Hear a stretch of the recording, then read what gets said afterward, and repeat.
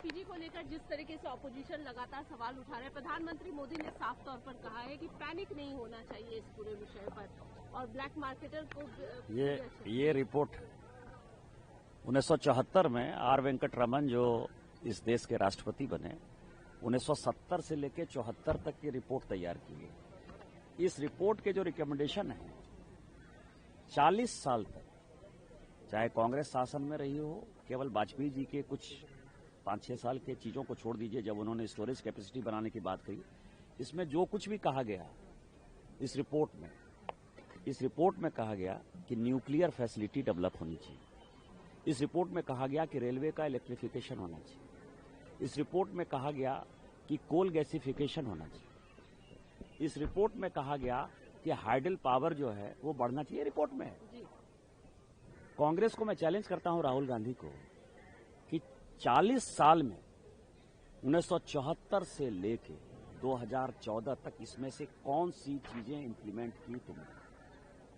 इस रिपोर्ट को इंप्लीमेंट करने के लिए ही 1973 में, क्योंकि 70 में कमेटी बनी और रिपोर्ट बन नहीं पा रही थी, तो वाजपेयी जी यहां जो है बुलक कार्ट में आए कि तुम लोग जो है कमेटी की रिपोर्ट भी नहीं बना पा रहे हो। 74 में रिपोर्ट आई, रिपोर्ट बनाना है, चुपचाप जो है घर में बैठ जाना है।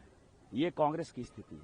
कांग्रेस को कोई बोलने का ये है जो माननीय प्रधानमंत्री जी ने कहा कि जैसे कोविड में 140 करोड़ लोगों को वो बचा कर लाए हैं, दुनिया में जितना युद्ध होना है हो जाए, चाहे रूस यूक्रेन युद्ध हुआ, भारत को कोई फर्क नहीं पड़ा।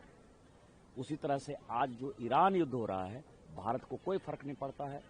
माननीय प्रधानमंत्री जी इस देश के 140 करोड़ लोगों को सारे संकट से बचा के लाएंगे, कहीं कोई क्राइसिस नहीं है। और जो होर्डिंग है वो केवल कांग्रेसी, समाजवादी पार्टी और टीएमसी का क्रिएट किया। लेकिन सर, राहुल गांधी यहाँ पर चाय की चुस्की लेते हुए दिख रहे हैं। उसके बाद वो ये कह रहे हैं कि आम कारोबारी, जो छोटे कारोबारी, उनका वो वोकेशनल लीडर ऑफ प्रोपगंडा हैं और पिकनिक मनाना उनका मुख्य उद्देश्य है, मुख्य काम है।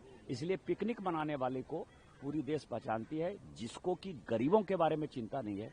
कलावती कहाँ चली गई, लीलावती कहाँ चली गई, और अब ये जो है चाय की चुस्की और टोस्ट खाते हुए, आपको नहीं लगता शर्म आनी चाहिए ना। ईरानी इजरायली